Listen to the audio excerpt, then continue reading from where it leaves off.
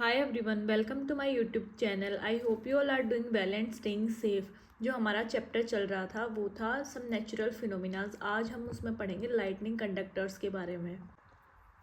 Lightning conductors, a metal rod placed on a building and connected with the ground below to protect the building from being damaged by lightning.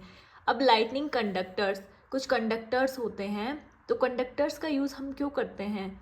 ताकि building को हम क्या कर सकें, lightning से protect कर सकें। उसके लिए क्या होता है कि एक मेटल रोड लगाई जाती है बिल्डिंग के साइड से लेकर, और जो कहाँ पर कनेक्टेड होती है, ग्राउंड से कनेक्टेड होती है। आप फिगर में देख सकते हो, ये क्या है, बिल्डिंग, और ये क्या है, हमारे क्लाउड्स। क्लाउड से क्या हुई, लाइटनिंग हुई, और यहाँ से लाइटनिंग रोड लगाई गई है। और ये लाइटिंग रोड किससे कनेक्टेड है, ग्राउंड से कनेक्टेड है। वायर है, ये वायर से ही जा रहा है। और ग्राउंड रोड जो है वो किसकी बनी हुई है, कॉपर की बनी हुई है। ये हमारी बिल्डिंग है, और यहाँ से क्या हो गया, लाइटनिंग कंडक्टर्स क्या होते हैं, बिल्डिंग को लाइटनिंग से प्रोटेक्ट करने के लिए लाइटनिंग कंडक्टर्स का यूज़ किया जाता है।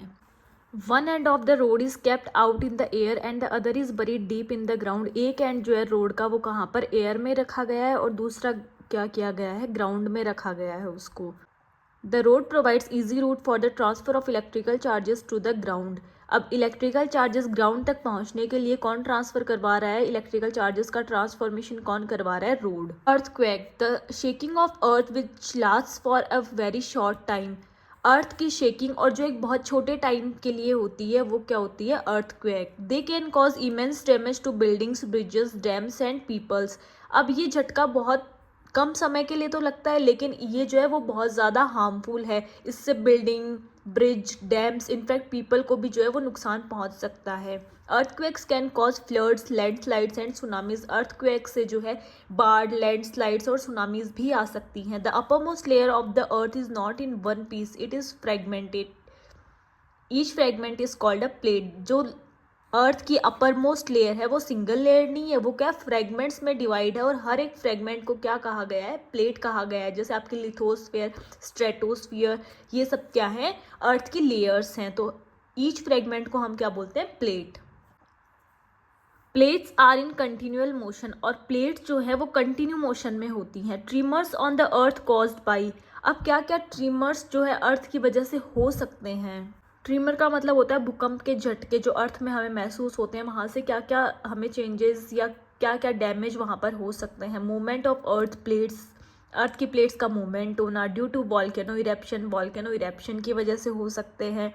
When meteor hits the earth, जब मीटर क्या करता है, अर्थ पर कोई हार्मफुल इफेक्ट डालता है। अंडरग्राउंड न्यूक्लियर एक्सप्लोजन, और न्यूक्लियर एक्सप्लोजन जो डीप अंडर द अर्थ हो रहे हैं। Earthquake can caused by the movement of plates. अब अर्थ जो है, जो अर्थ की प्लेट्स हैं उनमें मूवमेंट हुआ है, उसकी वजह से अर्थक्वेक हो रहा है। The boundaries of the plates are the weak zones where earthquake occurs. और जो प्लेट्स की बाउंड्रीज हैं वो बहुत वीक जोन्स होता है उनका, इसीलिए क्या होता है, अर्थक्वेक होता है। These weak zones are known as seismic और फॉल्ट जोन्स। यही वीक जोन्स इनको हम क्या बोलते हैं, सेस्मिक या फिर फॉल्ट जोन्स हम इनको बोलते हैं। In India the areas fall in weak zones are.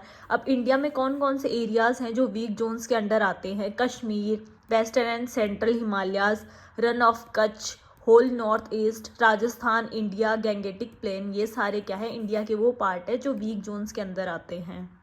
The pouch of the earthquake is expressed in magnitude. The instrument used for measuring the power of earthquake is Richter scale. Earthquake की power को measure करने के लिए हम जो instrument use लेते हैं वो, इसको हम क्या बोलते हैं, रिचर स्केल। और अर्थक्वेक की पाउच हम किस में एक्सप्रेस करते हैं, मैग्नीट्यूड में।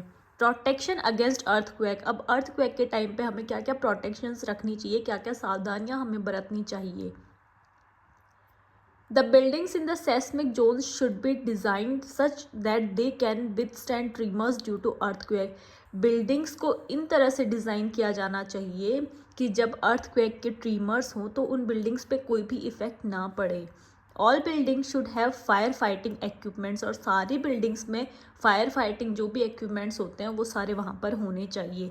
Heavy objects like cup boards, water heaters etcetera should not be fixed on the walls. Heavy objects होते हैं जैसे कप बोर्ड्स या फिर हीटर, ये सब जो है वो हमें वॉल्स में फिक्स नहीं करने चाहिए।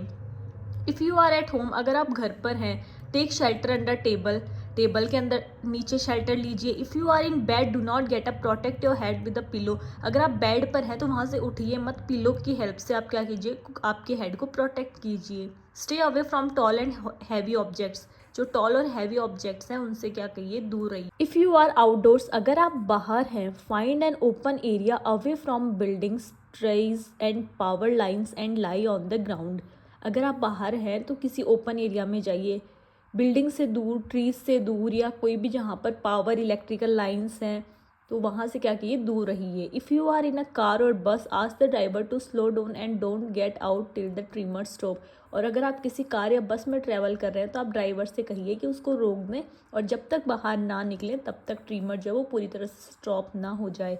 आई होप आपको ये चैप्टर बहुत अच्छे से समझ में आया होगा। Please do like, share and subscribe to my channel for next part. Thank you and have a great day. Subscribe now and hit the like button.